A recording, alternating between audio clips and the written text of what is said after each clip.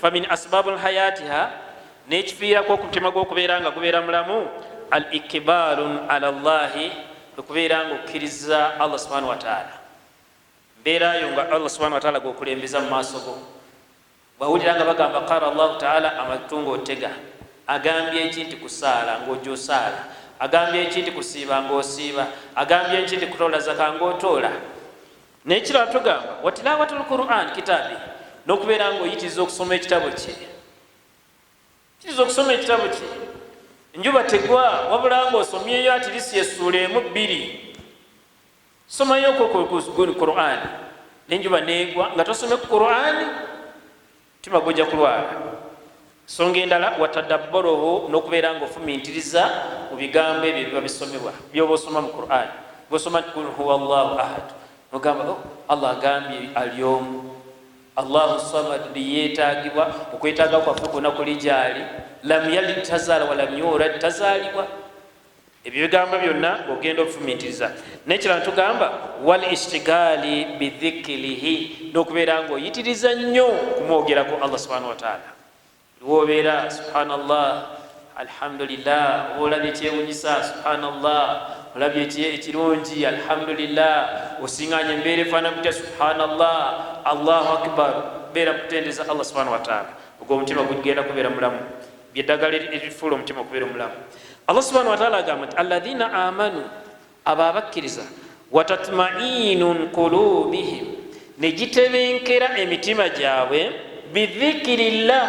ku lw'okwogera ku Allah subhanahu wa ta'ala agamba nti ala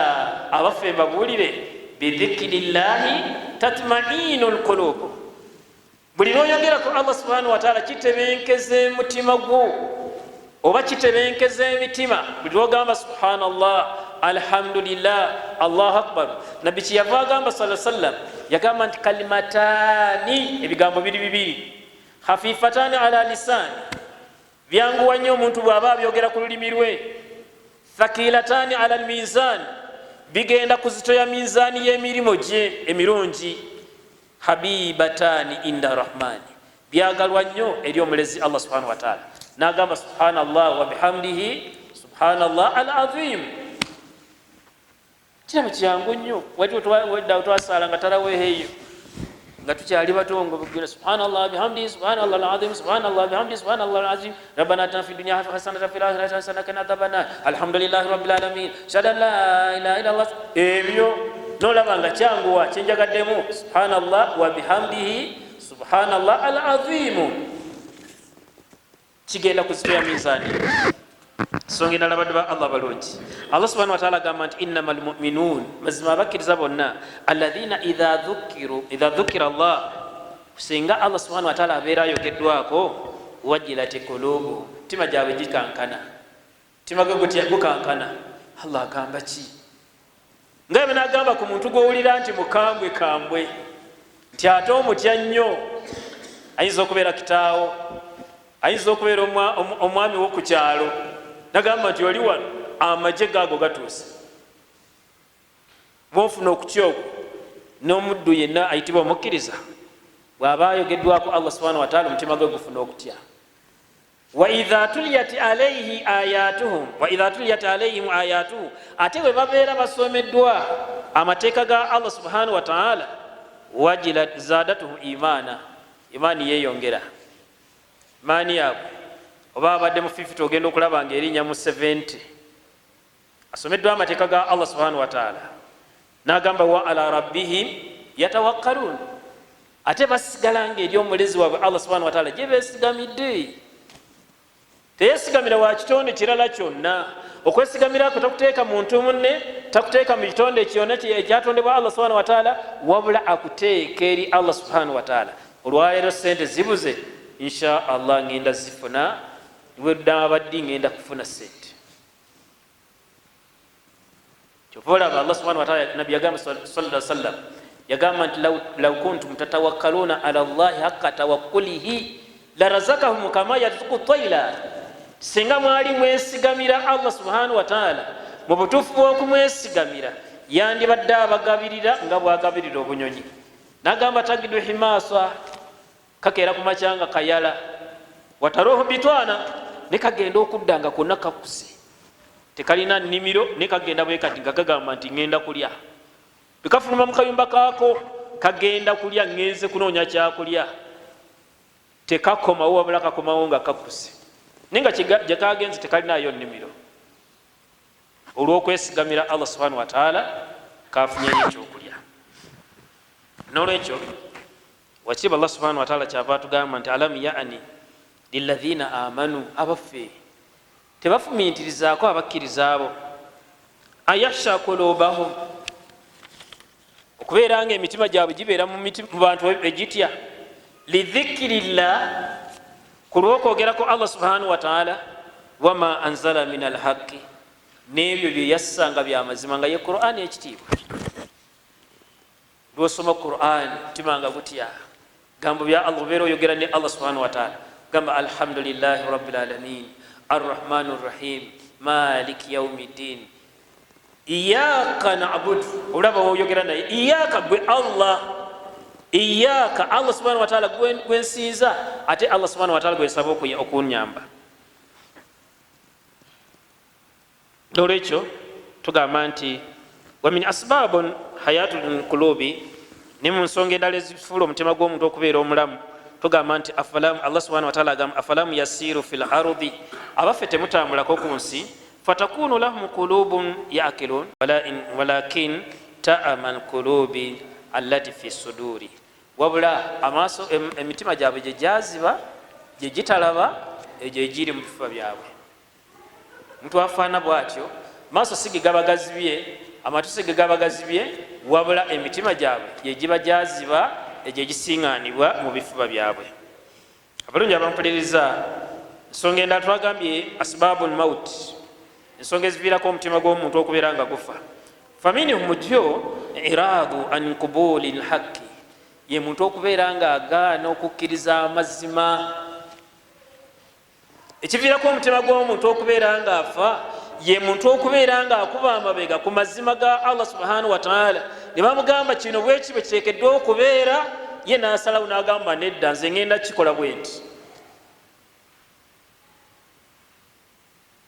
Tunulira embeera abantu olwale mwe tuwangaalira siraamu mwe tuli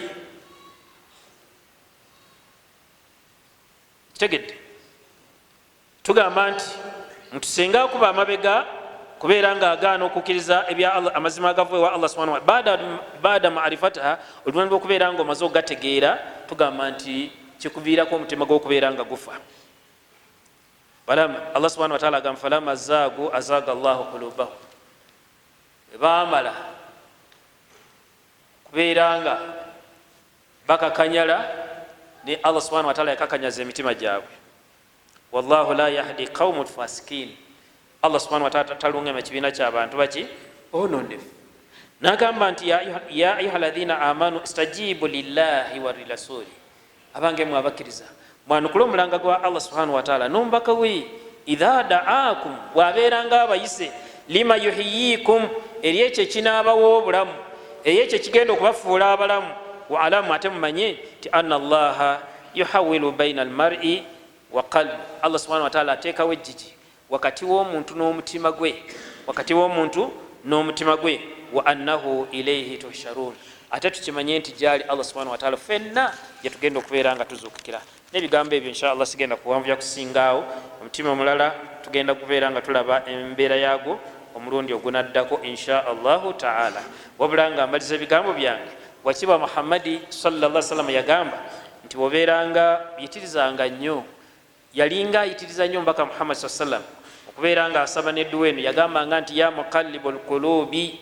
thabbiti qulubina ala ta'atika owange gwe kyusa emyoyo kyusa emitima gy'abantu tusaba obeere nga onyweza emitima gyaffe naye nga onywereza kukubeera nga tukugondera wakiba Allah subhanahu wa ta'ala. Ebigambo byambaka Muhammad sallallahu alaihi wasallam aya gyengenda okusembyayo nayo tubeere nga tumaliriza. Allah subhanahu wa ta'ala agamba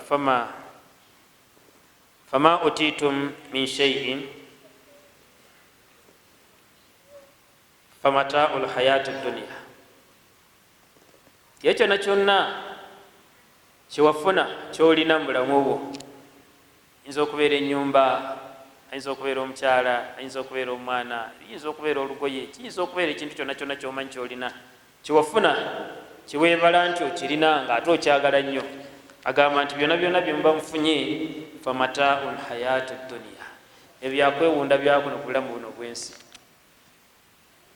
bitweyagaza bweyagaza ku buno obulamu obwensi. Naye agamba wama inda Allahi khairu, so nga ate ebiri eri Allah subhanahu wa ta'ala byebisinga obulungi, wa abuka ate era byebyokusigalawo, liladhina amanu eri abakkiriza, wa ala rabbihi yatawakkalun nga ate era basigala nga eri omulezi waabwe Allah subhanahu wa ta'ala gye beesigamira, waladhina yajtanibuna kabair nga ate bewala n'amazambi amanene, bewala amazambi okugwa mu mazambi, al ithmi wal fawashi n'obyobwononefu, wa idha ma ghadabuhum bigadabi yagdabun, wa idha ma ghadabuhum ate wabeerawo n'ekintu kyonna ekibasunguwazizza nga balina ekibanyiizizza wakati waabwe, agamba yakfurun, basaba okusonyiyibwa. Babeera balina kyebakoze nga kinyiiza Allah subhanahu wa ta'ala, basaba mangu ddala babeere nga basonyiyibwa. Walladhina istajabu, n'abo abaanukula li rabbihi eri omulezi waabwe Allah subhanahu wa ta'ala, wa aqamu ssala, ne bajja ne basaala esswala, wa atawu zaka, wa aqamu ssala, ne babeera nga basaala esswala, wa amuruhum shura, ne babeera nga babeera n'ebigambo byabwe wakati waabwe, batuula ne babeera ne batuula shura, batuula meeting ne bateesaganya nabyo, wa mimma razaqnahum yunfikun, ne mu ebyo Allah subhanahu wa ta'ala byabawadde nga basobola okubeera nga babiwaayo babisaddaaka. Walladhina idha asabahum bagiyahum yantasirun nga jazaa'un sayyi'a sayyi'a. Allah subhanahu wa ta'ala amalize aya eyo nga agamba wajazaa'u sayyi'a sayyi'a, empeera y'ekintu y'ekibi era kisigala nga kibi, mithluha ekikifaanana, faman afa singa onaaba osonyiye, faman afa singa onoosonyiwa, wa aslaha nolongoosa, fa ajruhu ala Allahi, empeera yo ogenda gisiŋŋaana wa Allah subhanahu wa ta'ala, innahu la yuhibbu adh-dhalimin, mazima Allah subhanahu wa ta'ala tayagala takkiriza muntu yenna muli az'amaanyi. Ebigambo ebyo bisaba Allah subhanahu wa ta'ala abeere nga tugasa nabyo, ateekemu abo abawuliza ne bajjamu ekyokuyiga, ateekemu abo bagenda okusisinkana yawma al-qiyama nga basiimiddwa emirimu gyabwe. Saba Allah subhanahu wa ta'ala atuwe emitima emiramu, abeere nga atukingiriza emitima emirwadde, atukingiriza emitima emifu. Na insha Allah tugenda kuwaayo chance y'ababuuza nga bweri enkola yaffe, tubuzeeyo ebibuuzo bibyo 3 ku 4 oba 5 insha Allah ta'ala.